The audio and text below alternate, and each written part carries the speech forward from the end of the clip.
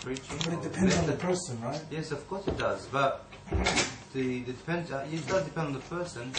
But eventually, like you said, it's very important to come to the point where Muhammad Sallallahu is mentioned in that conversation, because it's very important that they automatically form a sort of a love.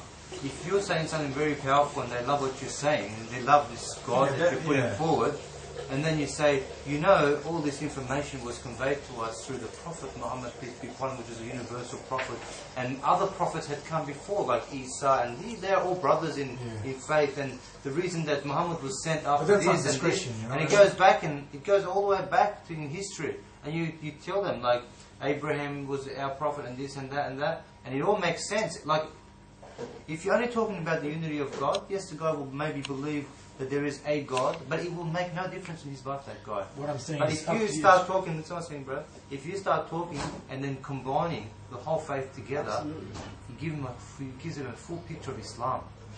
And then they start to judge. They go, if I was to believe, then there's Rasulullah, there's the Quran, there's all these things. This is a full puzzle. Yeah, eventually. It's not just about belief in God. Of course, but this is your job is not just to prove the existence of God. Anyone can do that. I've got Christian brothers. They were doing that too. You read books, and so eloquently they explain the existence of God, but they believe in three different gods. Because I've said it so many times. You know what I mean? That a lot of people ask me what makes a Muslim, and I always say the oneness of God.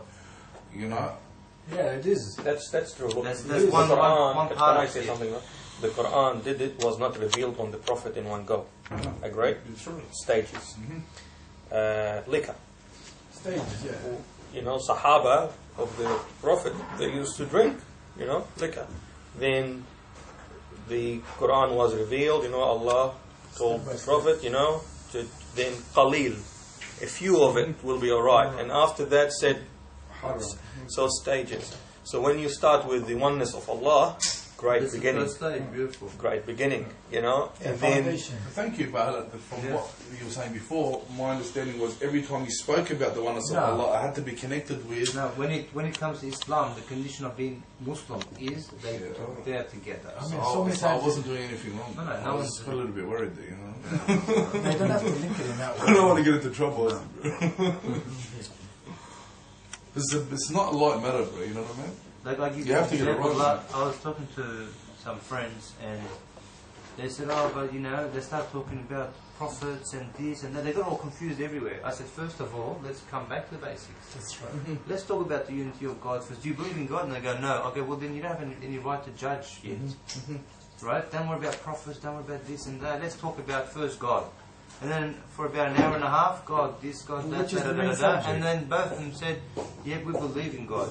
For 3,000 years, it's been the one. But look, the oneness was established, right? The oneness first is established. Most importantly. Moses, That's Abraham, the topic. You understand? Yeah. Once the person believes in God, God, Muhammad Sallallahu is saying the topic is about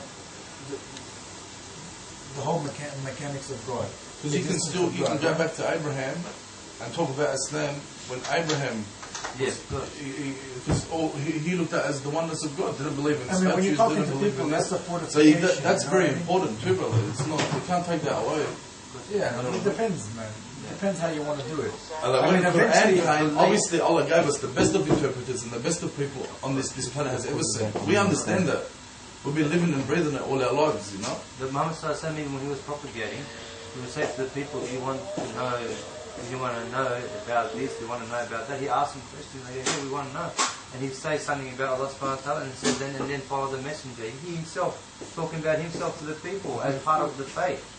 You know what I mean? So that was also his technique too. But there was other techniques that he used. It's a method.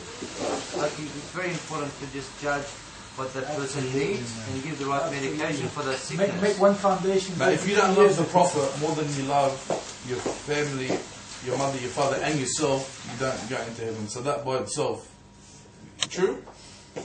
Well, in a way, yeah. I know what you're saying. Isn't that true? Isn't that what Sayyidina Muhammad he done it to one of the Sahabas. He said to the Sahaba, when you must love me, more than you love your mother, your father. Yeah. He said to him, I love you more. One of the Sahaba, he said, I love you more than my parents, but I don't love you more than I love myself. Yeah. And he said, Sayyidina Muhammad said to him, alright, when you come to terms with that and you love you more than you love yourself, then Allah will give you the glad tidings of heaven. Yeah, no, It wasn't a condition for heaven, but Rasulullah puts that